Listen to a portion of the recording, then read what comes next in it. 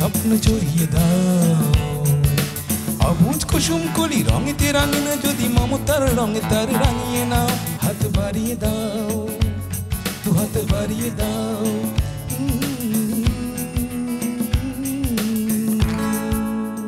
সুপ্রিয় দর্শক, আমন্ত্রণ জানাচ্ছি অটিজম এবং অন্যান্য প্রতিবন্ধিতা নিয়ে আরটিভির নিয়মিত আয়োজন বার্জার পেন্টস হাত বাড়িয়ে দিলাম অনুষ্ঠানে। আর আপনাদের সাথে আছি আমি সৈয়দা মুনিরা ইসলাম। দর্শক, বাংলাদেশের প্রতিবন্ধী ভাই বোনরা কেমন আছে, তাদের এই চলার পথের চ্যালেঞ্জগুলো কি, তাদেরকে নিয়ে পথ চলতে যেয়ে এই পরিবারগুলোকে কী কী সমস্যার সম্মুখীন হতে হচ্ছে, আমাদের এই প্রতিবন্ধী ভাই বোনদের সক্ষমতার জায়গাটা কোথায়, তাদের প্রশিক্ষণ দিলে তারা কতদূর যেতে পারে, তারা কতটা সফল হতে পারে, এই বিষয়গুলো তুলে ধরছি বার্জার পেন্টস হাত বাড়িয়ে দিলাম অনুষ্ঠানে। আর তারই ধারাবাহিকতায় দর্শক, আজ তুলে ধরবো একজন সেরেব্রাল পলসি বৈশিষ্ট্য সম্পন্ন সাহসী তরুণের এই বিশেষ পথ চলার অভিজ্ঞতার কথা। দর্শক, আর এই উদ্দেশ্যে আপনাদেরকে এখন আমি নিয়ে যাব রাজধানীর কাজীপাড়ায়। চলুন দর্শক আমার সাথে। হাত বাড়িয়ে দাও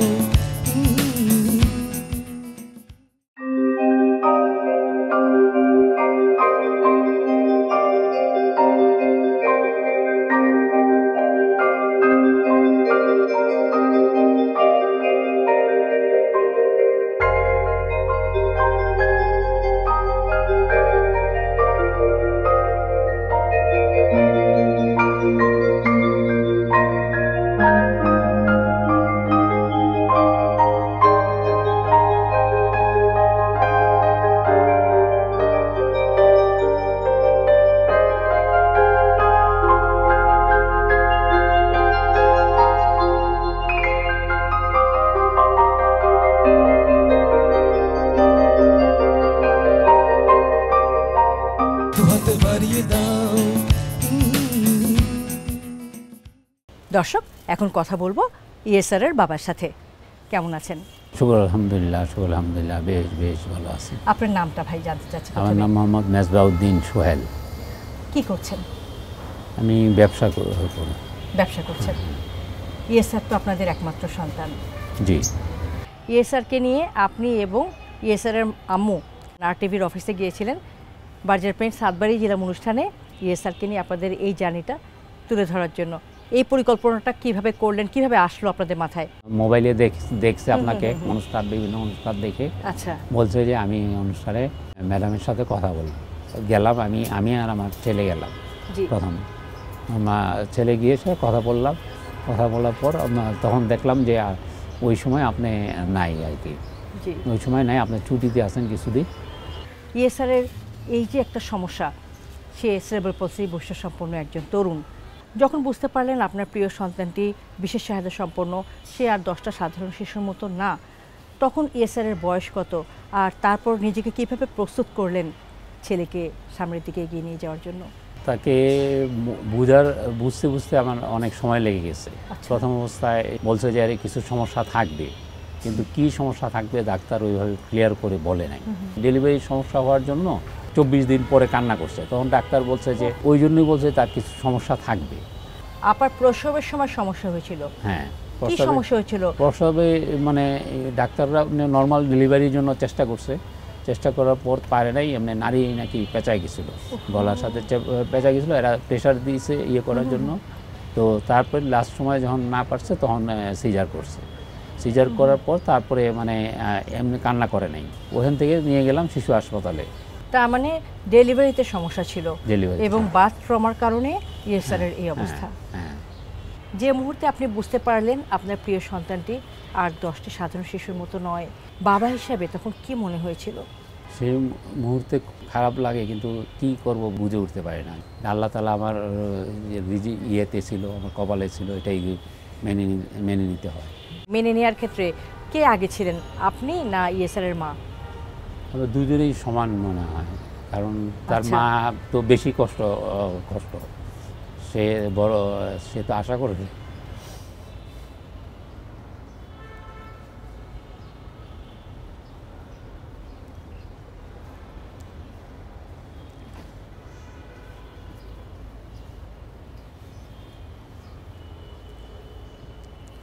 কেউ সবাই চায় যে তার সন্তান বড় হবে, ভালো ভালো কিছু করবে, ইয়ে করবে। তো এটা আল্লাহ তাআলা মানে কাছে মেনে নেওয়া ছাড়া আর কোনো ইয়ে নাই। প্রত্যেক মা বাবার সন্তানকে ঘিরে অনেক স্বপ্ন দেখে। ইয়েসার পৃথিবীতে আসার আগে ইয়েসারকে নিয়ে আপনি এবং আপা কি স্বপ্ন দেখেছিলেন? স্বপ্ন তো আমরা দেখি যে আমি যতটুকু আছি, আমার ছেলে আমার থেকে আরও আগায় যাক, আমার চেয়ে বড় হোক। সব বাবা মার যে ইচ্ছা থাকে সেটাই আমার ছিল, আমাকে উজ্জ্বল করবে, এ করবে, এইটাই স্বপ্ন ছিল। তো আল্লাহ তাআলা তারপর যে পজিশনে যেটা নিয়ে আসছে, এটা আল্লাহ তাআলা যেটা দিছে ওইভাবেই। ইয়েসারকে নিয়ে এই যে আপনাদের জার্নিটা, এটা তো মোটেই সহজ নয়। অনেক বাধা ছিল নিশ্চয়ই, অনেক চ্যালেঞ্জ ছিল। যে চ্যালেঞ্জগুলোর কথা জানতে চাই যে কি কি চ্যালেঞ্জ মোকাবেলা করতে হলো, এখন কি কি চ্যালেঞ্জ মোকাবেলা করতে হচ্ছে? ইয়াসারকে একা একা দূরে কোথাও ছাড়া যায় না। সে মানে সে নিজেও আত্মবিশ্বাস না যে ফিরে আসতে পারবে কিনা, তার পিছনে একজন থাকে। তারপরে যে যখন কলেজে ভর্তি হয়েছে, কলেজে একজন নিয়ে হলে আমি দিয়ে আসতাম, আমি নিয়ে আসতাম, মা দিয়ে আসতো, আমি নিয়ে আসতাম। এরকম করে পালাক্রমে আর কি ডিউটি করে নিয়ে আসছি আর কি কলেজ পর্যন্ত। এখন ইউনিভার্সিটিতে সপ্তাহে 2 দিন ক্লাস। এই জন্য আমি বলছি যে এত দূরে আমি আর গিয়ে সেটা করতে পারবো না। তোমার বাসায় ওইরকম নেই, লোক আছে। ইয়াসারের আম্মার সাথে মানে ইউনিভার্সিটিতে যায়, গিয়ে ইয়াসারের আম্মা পুরো ক্লাস কমপ্লিট করার পর নিয়ে আসে। ও আচ্ছা আচ্ছা, তার মানে পুরোটা সময় ইয়াসারের সাথে বসে থাকতে হয়। বসে থাকে। আবার যদি মেট্রো রেল আছে, তো এই মেট্রো রেল থাকলে আবার বেশি সমস্যা হয় না, আইসা পড়তে পারে। দিয়ে আইসা পড়লো, আবার গেল ছুটির সময়।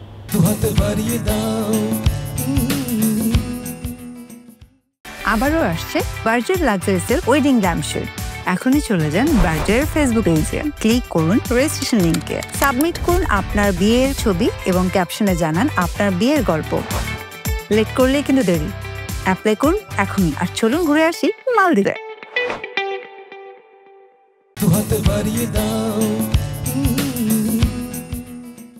কি কি নেতিবাচক অভিজ্ঞতার সম্মুখীন হতে হলো ইয়েসারকে নিয়ে এই পথ চলায়? চ্যালেঞ্জ বলতে এখনও প্রতিনিয়তই চ্যালেঞ্জ মোকাবেলা করতেছি, প্রতিনিয়তই করতেছি। বিশেষ করে নামাজের অনেক ভক্ত। আচ্ছা, নামাজের ভক্ত, নামাজ পড়বেই সে। এখন নামাজটা যখন পড়বে তখন সে নামাজের নিয়তটা বারবার ভেঙে ফেলে। নামাজটা ধরে নামাজটার নিয়তটা ভেঙে ফেলে। কিসের জন্য ভাঙে, কি করে, এটা বলে না। তো এইটা নিয়ে যখন মসজিদে যাই, মসজিদে মুসল্লিরা সবাই দেখে করে যে এই ছেলেটা এরকম করে কেন, করে কেন। এটা আমার কাছে খারাপ লাগে বাবা হিসাবে। কাজটা যে সবসময় একটা দেয় যে অন্য কোন মুসল্লিকে কি বলে ফেলে, বলে আমার ডিস্টার্ব হইতেছে, হইতেছে, এরকম একটা মানে অবজেকশন দেয়। আমরা করে এই জন্য আর কি ওটা নিয়ে বেশ টেনশনে থাকতে হয়। নিজেরও মনোযোগও নামাজে ঠিক মতো ধরে রাখা যায় না। এই হলো ইয়েটা। আর সবসময় তাকে মানে কি অস্থির, একটা কিছু চাইলে সে অস্থির, এটা করতেই হবে, হবে, অস্থির হয়ে যায়। যেদিন মনে হয় যে যেটা শুনবে আজকে রেজাল্টটা, ওই দিন রেজাল্ট দিছে, রেজাল্টে এক সাবজেক্ট হয় নাই, এক সাবজেক্টের রেজাল্ট শিট দেয় নাই, আচ্ছা, যেটা থিওরিক্যাল এক শিটটা পায় নাই। তো ওই যে রেজাল্টটা পায় নাই, তখন অস্থির হয়ে গেছে। রাতের বেলা ঠিকমতো ঘুমায় নাই।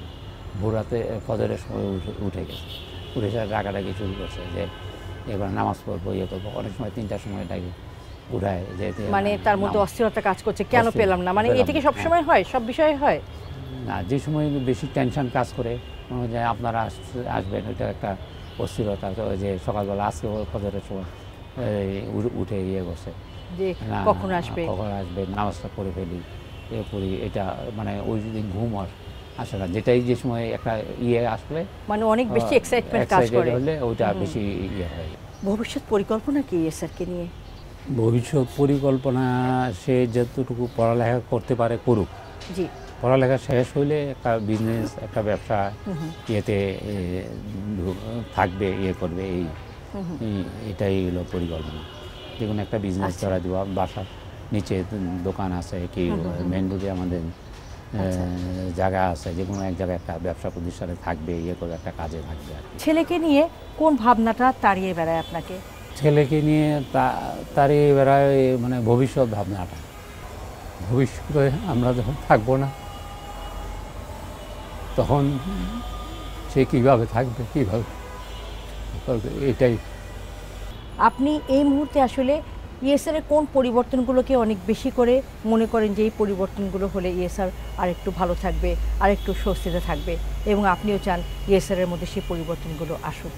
ইএসআরের ভিতরে আমি সবচেয়ে বেশি পরিবর্তন মানে অস্থিরতা ভাবটা কমে গেলে আর নিজের কাজগুলি নিজে যদি সবগুলি সুন্দর মতো করতে পারে, এই চলাফেরা এখন যে যাতায়াতের ইয়েটা ওরা যদি নিজে নিজে আসতে পারতো এখন ইউনিভার্সিটিতে গেছে নিজে নিজে আসতে পারতো, তাহলে আমার টেনশনটা কম হইতো নিজে নিজে আসতে পারলে। তারপরে নামাজের নিয়তটা নিয়ে বেশি ইয়ে করে নামাজ মানে সে নামাজের নিয়ত ভেঙে ফেলে বারবার। আপনারা তো সাপোর্ট দিচ্ছেন, আপনাদের প্রচেষ্টা অব্যাহত রয়েছে, এবং এই অব্যাহত প্রচেষ্টায় ইএসআর এর এই যে সীমাবদ্ধতাগুলো আছে সেগুলো দূর হয়ে যাবে। আপনি ভালো থাকুন, ইএসআর ভালো থাকুক, ইএসআর এর বাবা মা ভালো থাকুক, সেটা হচ্ছে সবচেয়ে বড় বিষয়। কারণ ইএসআর এর এগিয়ে যাওয়ার জন্য ইএসআর এর বাবা মার সহযোগিতা খুব বেশি প্রয়োজন, আর তাদের সুস্থতাও অনেক বেশি জরুরি। দর্শক, এতক্ষণ কথা বলছিলাম ইএসআর এর অসাধারণ বাবার সাথে। খুব ভালো লাগছিল ইএসআর এর বাবার এই ইতিবাচক মনোভাব, এই ইতিবাচক মন মানসিকতা এবং সন্তানকে ঘিরে তার যে ভাবনাগুলো যখন শুনছিলাম, এটা আমাদের সকলেরই ভাবনা যে সত্যি তো বাবা মার অনুপস্থিতিতে আমাদের ইএসআরদের কী হবে। আমরা চাই বিশেষ চাহিদা সম্পন্ন ইএসআরদের বাবা মারা সুস্থ থাকুক এবং দীর্ঘদিন আমাদের এই ইএসআরদের মাথার উপরে ছায়া হয়ে থাকুক। দর্শক, আমরা ইএসআর এর সাথে আলাপ করতে গিয়ে জেনেছি ইএসআর এর দাদি আছেন এবং দাদির সাথে ইএসআর এর একটা চমৎকার সম্পর্ক আছে, খুব মধুর একটা সম্পর্ক দাদি এবং নাতির মধ্যে। এবারে চলে যাব আমরা ইএসআর এর দাদির কাছে এবং শুনবো এই নাতিকে নিয়ে ইএসআর এর দাদির ভাবনার কথা।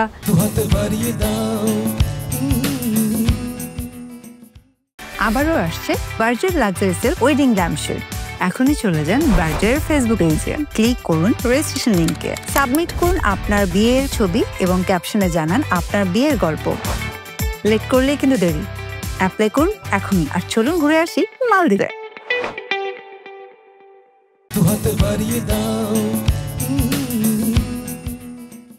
দর্শক, আমি এখন চলে এসেছি ইএসআর এর দাদির কাছে। আর আগে শুনেছি ইএসআর এর সাথে দাদির চমৎকার একটি সম্পর্ক, খুবই মধুর একটি সম্পর্ক, খুব সুন্দর সময় কাটে দাদি আর নাতির। আজকে আমরা দাদির কাছ থেকে ইএসআর এর সম্পর্কে শুনবো। আসসালামু আলাইকুম, খালাম্মা কেমন আছেন? ওয়ালাইকুম আসসালাম ওয়া রাহমাতুল্লাহি ওয়া বারাকাতুহু। আছি আলহামদুলিল্লাহ, আল্লাহর রহমতে। খালাম্মা, আপনার সন্তান মোট কতজন? 4 জন হয়েছিল। 4 জন? হ্যাঁ, 3 ছেলে 1 মেয়ে। আচ্ছা, 1 ছেলে মারা গেছে। ও, উনি কি অনেক আগে মারা গেছেন? 16 বছর 2 মাস বয়সে 91-তে মারা গেছে।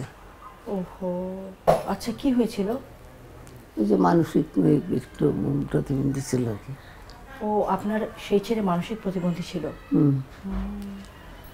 খালাম্মা, আপনার যে বিশেষ চাহিদা সম্পন্ন সন্তানটি ছিল তার সম্পর্কে জানতে চাচ্ছি। তার নাম, আসল নাম হচ্ছে জয়নাল আবদিন, আর ডাক নাম হচ্ছে জুয়েল। জয়নাল আবদিন রাখছি নবীর নাতির ইয়ের নাম ছিল, বংশধরের নাম ছিল জয়নাল আবদিন। জয়নাল আবদিনের অনেক বেশি আয়াত পাইছিল, এই জন্য আমার ছেলের নাম আমি জয়নাল আবদিন রাখছিলাম, বেশি দিন বেঁচে থাকি।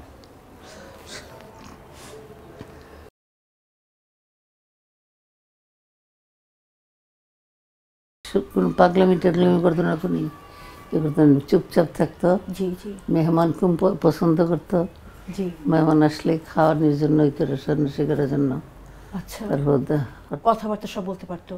কথা বলতো, ওইরকম পুরোপুরি বলতে পারতো না। যারা তোমার আব্বা কোথায় গেছে?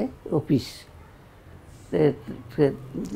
তোমার কোথায় আম্মু, আমি বলি যে আব্বু তোমার ভাত খাওয়াই দিই, আম্মু গুছলাই, আমি ভাত খাই। মানে আমার গোসল করে আসলে পরে সে ভাত খাবে। আচ্ছা, না না, সব আমি নিজে করে দিচ্ছি। আপনাকে করে দিতে হতো? হ্যাঁ, আমি সব তাকে করে দিচ্ছি। কিন্তু যদি আমি অসুস্থ হয়ে শুয়ে পড়ে রয়েছি, তখন কোনো মেহমান টেহমান আসলে করে চুপ চুপ, আম্মু বলো না, আম্মু বলো না, চুপ করে থাকতে। আম্মু মাথা পানি দেই, আম্মু খাওয়াই দেই, এইরকম বলতো। মায়ের খুব যত্ন নিত, মায়ের জন্য অনেক টান ছিল তার। অনেক ইয়ে ছিল, কারণ ওই ছেলে মারা যাওয়ার পরে আমার মনে হয় আমার আর কেউ নেই দুনিয়াতে এরকম। তো ওইটার জন্য আমার এত হয়ে বললাম। আল্লাহ বেশ নসিব করুক তাকে। নিশ্চয়ই সে যেহেতু নিষ্পাপ একটা মানুষ ছিল। তার এই নিষ্পাপ ছিল, তাকে ভালোবাসতো নাই, মল নাই, এমন কোনো মানুষ নাই। তো তার 4 দিনের দিন যেই মিলাদ করেছি, 4টা বিয়ার মধ্যে মনে হয় এত মানুষ হয় না, এত মানুষ হয়েছে। মারা গেল যে কি হয়েছিল? এমনি আগের দিন রাতে তুই কিরম জানি করতে বলতেছে খারাপ লাগতেছে, বলে আম্মু ডাক্তার চলো, আম্মু ডাক্তার চলো। তো রাত্রের বেলা তো বলি, তখনকার তো এত ইয়ে ছিল না। তারপরে আমি বলি যে আব্বু সকাল হলে তোমাকে নিয়ে যাবো ডাক্তার কাছে। সারা রাত্রে ওই কাপড় চোপড় গুছাইছি, যদি হসপিটালে যাইতে হয়, থাকতে হয়, ইয়ে করতেছি। তারপর আমি আবার বলে যে ডাক্তার চলো। আমি বললাম আব্বু কদিন আগে ডাকাতি হয়েছে ওইদিকে, ওইটা ভয় দেখাইলাম যে ডাকাতি হইবে অত রাত্রে, এখন যাওয়া যাবে না, সকালে আজান দিলে তারপর তো যাবো। আবার আজান দিছে, পরে আম্মু আল্লাহ করছে, আল্লাহ করছে, আল্লাহ চলো চলো ডাক্তার চলো। তারপর তো গেছি, পিজিতে নিয়ে গেছি, তখন আউটডোরও নাই, আবার ইয়েও নাই, রাত্রের ইয়েও সে বইছে। এটা কোন আবার সালের আউটডোর ঘটনা? অনুসারে না, 91। 91 সালে ঘটনা। হ্যাঁ 91। এখন 3 ছেলে মেয়ে। হ্যাঁ 2 ছেলে মেয়ে। খালাম্মা, এই 3 ছেলে মেয়ের ঘরে আপনার মোট কতজন নাতি নাতনি? 3 জনের করে 3 জন। একজন একজন করে। আপনার ইএসআর এর বিষয় নিয়ে আলাপ করতে চাই খালাম্মা, বিশেষ চাহিদা সম্পন্ন। তো এই নাতিকে নিয়ে আপনার অভিজ্ঞতার কথা শুনতে চাই, আপনার ভাবনার কথা শুনতে চাই। আমার নাতিকে নিয়ে আমার ভাবনা আছে। আমি বলছি আল্লাহর কাছে বলি যে আল্লাহ আমার নাতি, আমার বংশধর যেন কিয়ামতের রাত পর্যন্ত যেন বেঁচেতে এসে নেককার হিসাবে নামাজ পড়ার জন্য, রোজা রাখার, তারপর কোরআন হাদিসের কথা, কীভাবে চলতে হবে, কীভাবে খেতে হবে, খাবারটা কীভাবে খেতে হবে, খাবার নষ্ট করা যাবে না, এরকমভাবে যতটুকু পারি ততটুকু বলছি। আর কিছু স্যার, তুমি অনেক লাকি। দেখেছো দাদি তোমাকে কত সুন্দর করে করে ভালো ভালো যে অভ্যাসগুলো, সেই অভ্যাসগুলো তোমাকে শেখাচ্ছেন, কি করা উচিত কি করা উচিত না সেগুলো শেখাচ্ছেন, তাই না? তুমি দাদির সাথে বসে বসে এই বিষয়গুলো নিয়ে আলাপ করো আর শেখো, বলো। জি, এসবই শিখি। আর কোরআনের কথা বলে কোনো অর্থ কি হবে দাদি আগে আগে বলে দিতে পারে। একদিন কি ছিল মজা বিষয়, আব্বুর জন্মদিন। আমি বলছি কি দাদিকে বলছি, দাদি আজকের ঘটনা কি আপনার মনে আছে? বলে কি পেটটা, বলে কি কষ্টটাকে আমি করছি নাকি তুই করছিস? বলছি কি আপনি। এইটাই একটা মজার ব্যাপার। বোঝাই যাচ্ছে দাদি আর নাতির মধ্যে খুবই মজা হয় এবং খুব সুন্দর সময় কাটে। আরেকবার বলছি কি, আমি যদি 12টা সেমিস্টারে যদি প্রত্যেকটাই যদি ফার্স্ট ক্লাস পাই, দাদি আমাকে 12,000 টাকা দিবে। বলি এই 12,000 টাকা দিয়ে তুই কী করবে? আমি বলি এই 12,000 টাকা দিয়ে আমি মাস্টার্সে ভর্তি হব। বলি কত সুন্দর চিন্তা ভাবনা তোর। তাই খালাম্মা, এটা বলেছেন আপনি যে ওকে মানে গ্র্যাজুয়েশন কমপ্লিট করলে ওকে 12,000 টাকা দেবেন? হ্যাঁ বলছি, কারণ তারপরে বলছে সে এই টাকা দেবো, কেন তোর ভর্তির টাকা তোর বাবা মা দিবে, তোর টাকা দেয় আমার ইচ্ছা।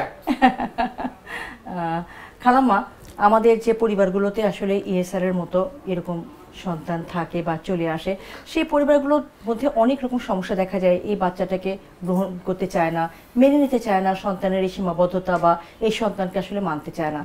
সেই পরিবারগুলোর উদ্দেশ্যে যদি আপনার অভিজ্ঞতার জায়গা থেকে কিছু উপদেশ দেন। তো এই সমস্ত ছেলেমেয়েরা অনেক ভাগ্যবান, মানে আল্লাহর রহমতের ইয়ে। কারণ এরা খুবই যাদের ঘরে, যেন আমার ছেলে ছিল, আমাদের পীর সাহেব ছিল, পীর সাহেব জৈনপুরি এই বাবা হুজুর যাকে বলে, উনি বলতো আমার ছেলেকে দেখে ওর বাবাকে যে তুমি পীরের পিছনে হাঁটতে হবে না, তোমার ঘরে যে সন্তান আছে এই সন্তানের প্রতি তুমি ইয়ে করো, তোমার আর পীরের পিছনে হাঁটতে হবে না। আল্লাহর জানে, আল্লাহ যদি না দিত তো এই যার ঘরে ছেলেও নেই মেয়েও নেই তাদের কি উপায়? তারা তো একটা ছেলে হইতেছে না, মেয়েও হইতেছে না, শুধু বাবা মা ডাকার জন্য। তো এইটা আল্লাহ যদি যাকে খুশি বেশি ভালোবাসে তাদেরকে এরকম ধরনের সন্তান দিয়ে তার পরীক্ষা করে, তাদেরকে পরীক্ষা করে তারা তো সন্তানকে ভালোবাসে না কীরকম করে। তা আমি তো আমার ছেলেকে, আমার 3 ছেলে মেয়ের চেয়ে বেশি আমার ওই ছেলেকে ভালোবাসি। কাঁদতেন না দাদি, কাঁদতেন না, কাঁদতেন না। আর ওই ছেলে যখন মারা গেছে মনে হয়েছে আমার আর কেউ নেই দুনিয়াতে, এরকম লাগছে। কাঁদতেন না, কাঁদতেন না। ছেলে যে মারা গেছে, মেহমান আসলে আমি আগে পান খেতাম, তো কেউ যদি পান খাওয়াই না লোক আসতো, পান না আগে চা। তারপর যে খাইতে চাইতো না তাই আমি বলতাম আব্বু আমাদের করে চিনি নাই, চা পাতা নাই, এইরকম বলতাম। যে খাইতে না চাইতো, অনেকে জোর করতো না। যা আম্মু চাবি দো, চাবি আমাকে চাবি দিতে, আলমারির চাবি দিতে। সে টাকা নিয়ে দোকান থেকে চা পাতা চিনি আনবে, তারপর তুমি আমাকে চা খাওয়াবে, তারপরে তো পান খাবে, চা খাইয়ে সে পান খাবে। আর যদি কেউ না বলছে যে খাবো না, যে আম্মু যাবে না আমি যাব না, তোমাদের বাসায় আমার আম্মুও যাবে না আমিও যাব না তোমাদের বাসায়। কি চমৎকার মন মানসিকতা, সবার জন্য তার খুব টান ছিল। সবাই জন্য গিয়েছিল। এই মহল্লার এমন কোনো মানুষ নাই যে তাকে ভালো না বাসছে। বললাম না 4 দিনের খাবারের এই যে মিলাদ করেছি, মনে 4টা বিয়ের মধ্যে এত মানুষ হয় না, এত মানুষ হয়েছে। আপনার এই নাতিকে আপনি ভবিষ্যতে কোথায় দেখতে চান? তার ভাগ্যে যেটা আছে, রিজিকে যেখানে আছে আল্লাহ পাকে সেখানেই রাখবে তাকে ইনশাআল্লাহ। সেটাই একটা কথা বলে, দাদি যদি কোনো এলাকায় পাশে যায়, আমি ঘুরি, বারিন্দা দেখি, এখানে দেখি, ওখানে দেখি, দাদিকে তো দেখলাম না। আম্মা বলছি কি কে কই গেছে, বললে পাশে বা তপন আঙ্কেল, আকরাম আঙ্কেল, রাশেদ আঙ্কেলকে দেখতে যায়। ভাই আম্মা বলছে কি তুই যাস না, জোর করে ওনার টানে ওইখানে দাদিকে দেখতে আমি চলে যাই। এত ভালোবাসা, তাই না? দাদির প্রতি এত টান, এত মায়া। এটা হচ্ছে মায়া, হচ্ছে যে যেখানে থাকে তখন আমরা ভালোবাসা চিনি না। যে সম্পদ আমরা যখন হারিয়ে দেব তখনই আসল ভালোবাসাটা বোঝা যায়। আমরা চাই না কেউ হারিয়ে যাক, আমরা চাই উনি অনেকদিন বেঁচে থাকুক এবং তোমার সামনের দিনের সফলতাগুলো দেখুক ইনশাল্লাহ। খালাম্মা আমাদের সবার জন্য দোয়া রাখবেন। আল্লাহ। জি দর্শক, সেরেব্রাল পলসি বৈশিষ্ট্য সম্পন্ন তরুণ ইয়েসারের এই বিশেষ পথ চলার গল্প শোনার পাশাপাশি আমরা শুনলাম আরও একজন বিশেষ চাহিদা সম্পন্ন মানুষের গল্প, যিনি 1991 সালে এই পৃথিবী ছেড়ে চলে গেছেন, কিন্তু এখনও বেঁচে রয়েছেন তার মায়ের হৃদয়ের গভীরে। আর সেই মানুষটি তার নাতির মধ্যেই হয়তো খুঁজে ফেরেন তার সেই হারিয়ে যাওয়া বিশেষ চাহিদা সম্পন্ন সন্তান জুয়েলকে। দর্শক, এমন স্বর্গীয় ভালোবাসায় ঘিরে বেঁচে থাকুক আমাদের ইয়েসার এবং ইয়েসারদের মতো সকল বিশেষ চাহিদা সম্পন্ন মানুষগুলো। মাথার উপর ছায়া হয়ে থাকুক তাদের মা, তাদের বাবা, তাদের দাদু এবং আরও যারা আছেন অভিভাবকবৃন্দ। আমরা সর্বমিতা নিয়ে তাদের দিকে আমাদের ভালোবাসার হাতটি বাড়িয়ে দিয়ে সর্বমিতা নিয়ে তাদেরকে এগিয়ে নিয়ে যাই। আলহামদুলিল্লাহ। ইয়েসার এবং ইয়েসারদের মতো সকল বিশেষ চাহিদা সম্পন্ন মানুষগুলোর প্রতি রইল আমাদের অনেক অনেক শুভেচ্ছা, শুভকামনা এবং ভালোবাসা। এই প্রত্যাশায় আজকের মতো এখানেই শেষ করছি। অটিজম এবং অন্যান্য প্রতিবন্ধিতা নিয়ে RTVর নিয়মিত আয়োজন বার্জার পেইন্টস হাত বাড়িয়ে দিলাম অনুষ্ঠান। দেখা হবে আগামী পর্বে। সেই পর্যন্ত সবাই ভালো থাকুন, সুস্থ থাকুন, RTVর সঙ্গে থাকুন। স্বপ্ন জড়িয়ে দাও অবুঝ কুসুম কলি রঙেতে রাঙিনা, যদি মমতার রঙে তার রাঙিয়ে নাও। হাত বাড়িয়ে দাও, দু হাত বাড়িয়ে দাও।